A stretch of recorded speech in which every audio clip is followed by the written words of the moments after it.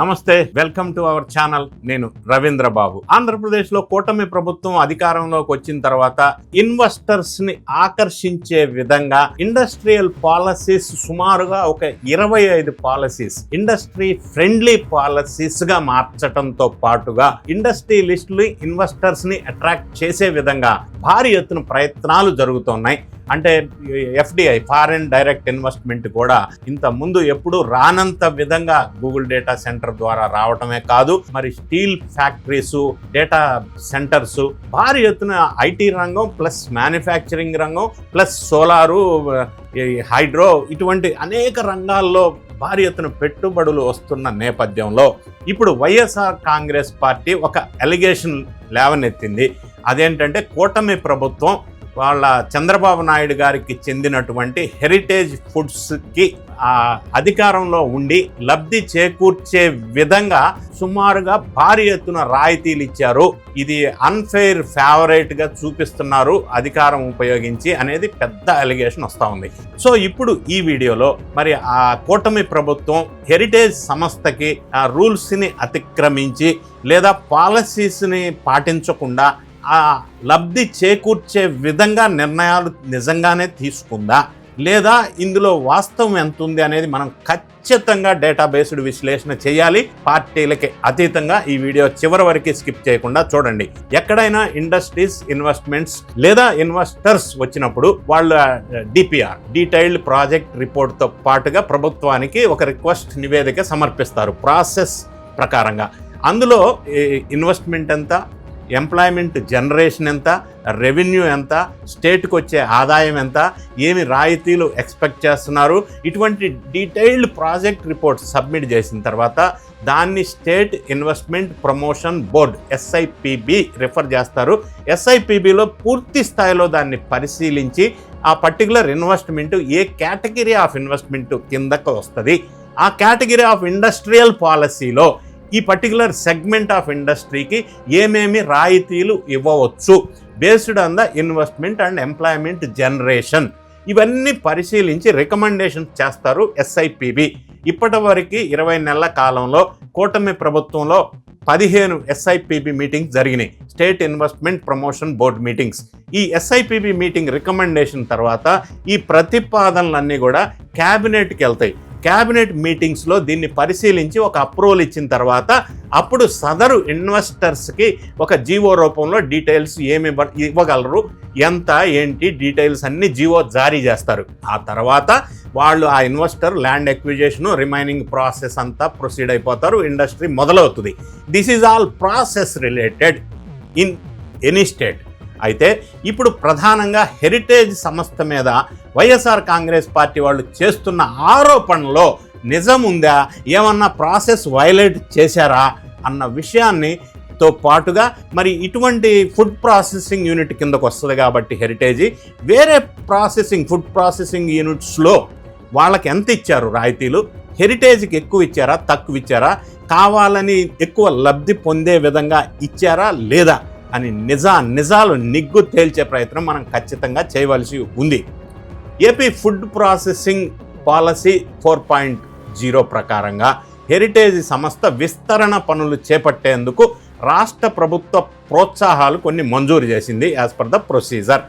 రాష్ట్ర food processing policy కింద రాష్ట్రంలో పెట్టుబడులు పెట్టే ఏ సంస్థకైనా ప్రభుత్వం కొన్ని రాయితీలు కల్పిస్తుంది, ఏ సంస్థ అయినా సరే. ఈ నేపథ్యంలో తిరుపతి జిల్లా చంద్రగిరి మండలం కాశీపెంట్ల గ్రామంలో హెరిటేజ్ సంస్థ తన యూనిట్ని విస్తరణ చేసేటందుకు ఈ సంస్థ ముందుకొచ్చింది. అందుకు గాను ఈ సంస్థ 209.69 crores 209 crores భారీ పెట్టుబడిని ప్రకటించింది.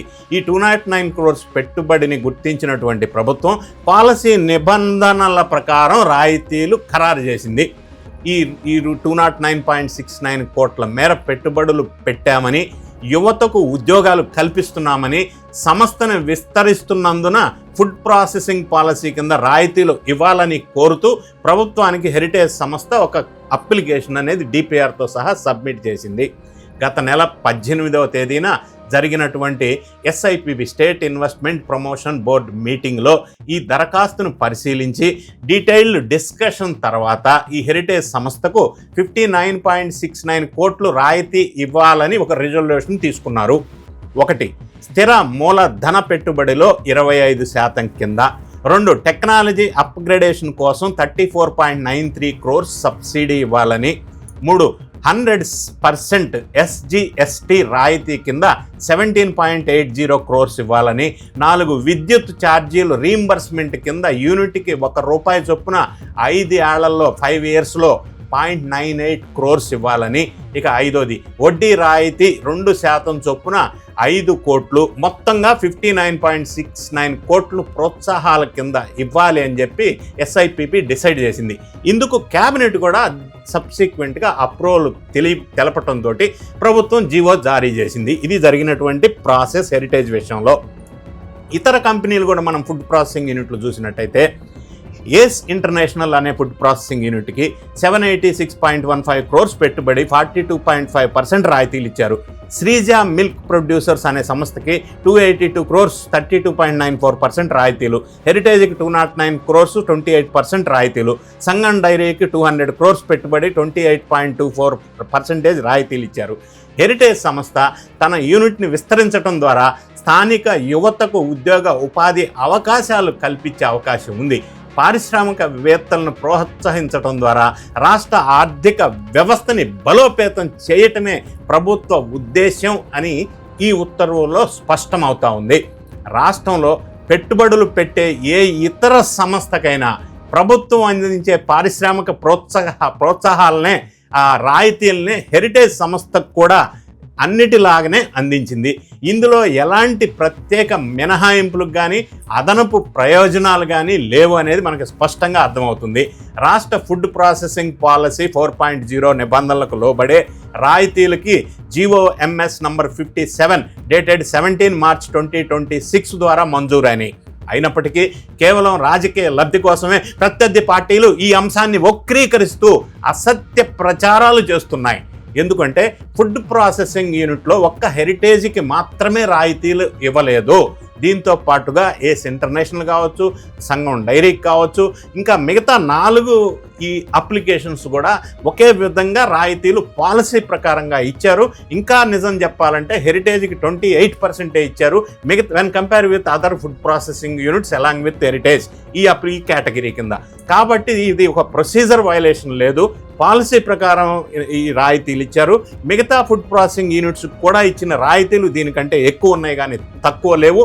ఈ విధంగా మనం డేటాని, రియల్ పాలసీని, ప్రొసీజర్ని పరిశీలించినప్పుడు ఎక్కడా కూడా ప్రభుత్వం ప్రొసీజర్ని వైలేట్ చేసి ఇచ్చిన సందర్భం ఈ హెరిటేజ్ విషయంలో జరగలేదు అనేది నేను పూర్తి స్థాయిలో స్టడీ చేసిన తర్వాత నాకు అర్థమైనటువంటి అంశం. సో ఇండస్ట్రీస్ రావాలి అంటే కొన్ని రాయితీలు ఇవ్వాలి, దాన్ని విభేదించకూడదు. ఇండస్ట్రీస్ రావాలంటే తక్కువ ధరకి భూమి కూడా ఇవ్వాలి.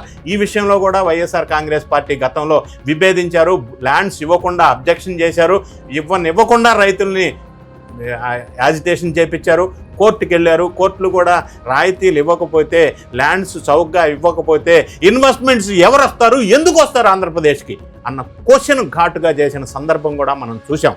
ఈ నేపథ్యంలో ఈ హెరిటేజ్ సంస్థకి ఏ విధమైన ఎక్కువ లబ్ధి పొందే విధంగా ప్రభుత్వ ప్రొసీజర్ పాలసీని వైలేట్ చేసి రాయితీలు కానీ లబ్ధి కానీ చేకూర్చే విధంగా ఎక్కడా చేసినట్టు లేదు అనేది నాకు అనిపించినటువంటి సారాంశం. వీటన్నిటిని స్టడీ చేసిన తర్వాత మరి ఈ వీడియో విన్న తర్వాత మీరు ఏమనుకుంటున్నారు? ఎక్కడైనా లోపం జరిగిందా, వైలేట్ జరిగిందా, ప్రాసెస్ ప్రకారం జరిగిందా, డీవియేషన్ ఉందా అన్న విషయాన్ని మీరు కూడా మీ కామెంట్ రూపంలో తెలియజేయండి. ఈ వీడియో నచ్చినట్టయితే లైక్ బటన్ నొక్కండి, మీ ఫ్రెండ్స్కి షేర్ చేయండి. Thank you so much for watching.